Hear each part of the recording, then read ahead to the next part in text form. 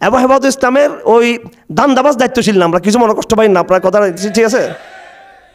আমরা কুরবানিওয়ালা দায়িত্বশীল, আপনি এটা হয়তো অনেক কষ্ট পেতে পারেন।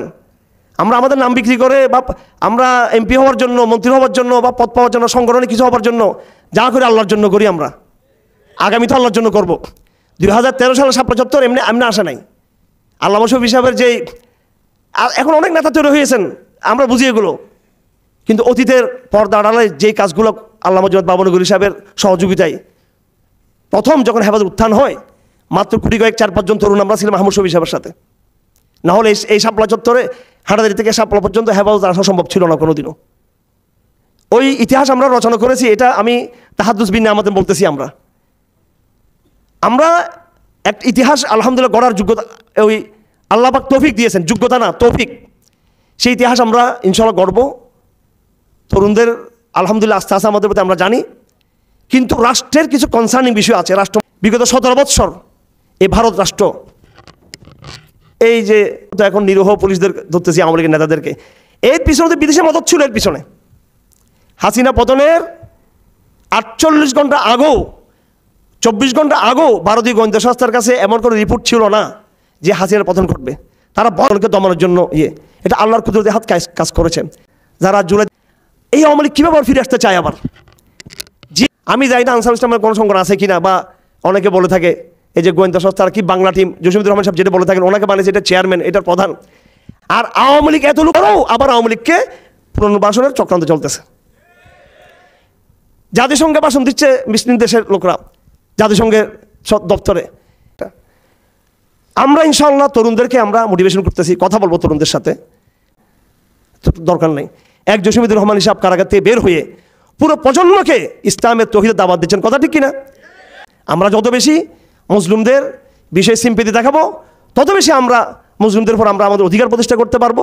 তারা আমাদের দিক নির্দেশনা শুনবে, আমাদের কথা শুনবে, আর তাদেরকে আমরা চিপতে চাইলে তারা অধিকার নিয়ে কথা বলবেন। আমি ওনার মাধ্যমে রাষ্ট্রকে পায়গাম দিতে চাই, যেন মানবিক চেতনার জায়গা থেকে, ইসলামী চেতনার জায়গা থেকে এবং স্বাভাবিক নর্মাল যে পলিটিক্যাল সায়েন্সের জায়গা থেকে এই মুসলিমদের বিষয়ে, কারাবন্দি আলমদের বিষয়টা যেন ভাবা হয়। আমি এক হাতে কোরআন শরীফ আর এক হাতে কাবা শরীফ ধরে বলতে পারবো, মওলানা শেখ ফরিদ, মওলানা আব্দুল হাই সাহেব এবং আমাদের এই যে আর ভাইয়েরা আছেন কারাগারে, তারা ছিল না। তাদেরকে সিস্টেম করে করে হাসিনা তাদেরকে জেলে ঢুকিয়েছে। এই আপনার গুগল আমি আপনাদেরকে এমন কিছু ভিডিও দেখাতে পারবো, শাহরিয়ার কবির রিমান্ডে গিয়ে, আয়নাগরে গিয়ে, শাহরিয়ার কবির ওখানে গিয়ে, আয়নাগর শুধু আর্মির না, আয়নাগর কিন্তু পুলিশেরও আছে কিন্তু, হ্যাঁ, এটা গিয়েছে সম্ভবত পুলিশের কোনো ইয়েতে। শাহরিয়ার কবির নিজে মুফতি হান্নানকে শিখিয়ে দিচ্ছে যে তোমার সাথে আর কারা কারা ছিল, এবং তাকে উদ্বুদ্ধ করা হচ্ছে তুমি অমুকের নাম তমুকের নাম বলো, তাকে শাহরিয়ার কবির নিজে। এখন মুফতি হান্নান সাহেব একজন নাম বলতেছেন, তাকে ওইভাবে শিখিয়ে দেওয়া হয়েছে তুমি এদের নামগুলো বলো, বাধ্য করে উনি বিভিন্ন আলেম ওলামাদের নাম উনি বলছেন ওনার মুখ দিয়ে। শাহরিয়ার কবির নিজেই রিমান্ডের মধ্যে গিয়ে, রিমান্ড ছাড়া তিনি তাদের নামগুলো বের করেছেন এবং সেগুলো সে ডকুমেন্টেড করেছেন। শাহরিয়ার কবিরকে দেখা যাচ্ছে না এখানে, এই ভিডিওতে শাহরিয়ার কবির নেই, কিন্তু আলহামদুলিল্লাহ আমি তো তার কণ্ঠ চিনি, সে তার পুরো কণ্ঠ তার, কিন্তু সে এমন ভাব ধরছে যে গোয়েন্দা জিজ্ঞাসাবাদ, এটা কোনো গোয়েন্দা মুফতি হান্নান জবাব দিচ্ছে আর প্রশ্ন করতেছে শাহরিয়ার কবির। এইভাবে অনেক আলেমদেরকে জানানো হয়েছে, এগুলো ডকুমেন্ট আমার এখানে আছে, প্রমাণ আমার এখানে আছে। এবং সে এইগুলো নিয়ে আমাদের গোয়েন্দা সংস্থার স্টাডি নেই এগুলো। সুতরাং চক্রান্তে কেউ পা দিবেন না আমাদের ভাইয়েরা, আমরা চাই, কিন্তু আমরা কোনো পা দিতে চাই না আমরা, ঠিক কিনা? এটা সাবধান থাকবেন। আমি তরুণদেরকে বলবো, আপনারা জসিমুদ্দিন রহমান সাহেবের কথা শুনেন, আলম ওলামাদের কথা শুনেন, আমির হেফাজতের কথা শুনেন, হ্যাঁ, মওলানা মির্জি সাহেব আছে ওনাদের কথা শুনেন। আপনারা আবেগপ্রবণ হবেন না তরুণরা, এটা যেমন বলি আপনাদেরকে, রাষ্ট্রকে বলবো ভুগবেন না, স্বাভাবিক এটা বিষয়।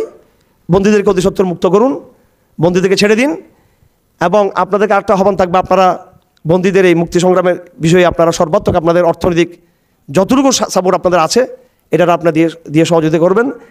এখানে এই মামলার বিষয়টা ছাড়াও আরও বড় বিষয় সেটা হচ্ছে পুনর্বাসন। একজন বন্দী যখন বাইরে হয়ে থাকে তার চিকিৎসার পিছনে লক্ষ লক্ষ টাকা খরচ পড়ে। তার বিভিন্ন, আমার যে ছাত্র আছে, আমি তার নাম নিচ্ছি না, তাকে র্যাবে মেরে কোমর ভেঙে দিয়েছে, তাকে চীন ফেরাতে হবে, 15-20 লক্ষ টাকা তার শুধু তার ট্রিটমেন্টে লাগবে, এটা আমরা করতেও জোর করবো। আমাদের কিছু বোনেরা কারাগারে ছিল, আহত, নির্যাতিত, নিপীড়িত হয়েছে তারা ব্যাপকভাবে, বের হয়ে তারা এখন অসুস্থ হয়ে পড়ছে, মৃত্যুসজ্জা লড়তেছে, তাদেরকে দিতে হবে। আমাদের অনেক ভাইদের বাড়ি হারিয়ে ফেলছে, বাড়ি নেই, তাদেরকে বাড়ি নির্মাণ করে দিতে হবে। বিশাল একটা ব্যয়যোগ্য। আপনার মজলুমদের কষ্ট আপনি এগিয়ে আসবেন। আল্লাহ পাক সুবহানাহু ওয়া তাআলা আমাদের আপনাদের সকলকে তৌফিক দান করুন যেন মানবিক কাজ আমরা করতে পারি। সবাইকে ধন্যবাদ।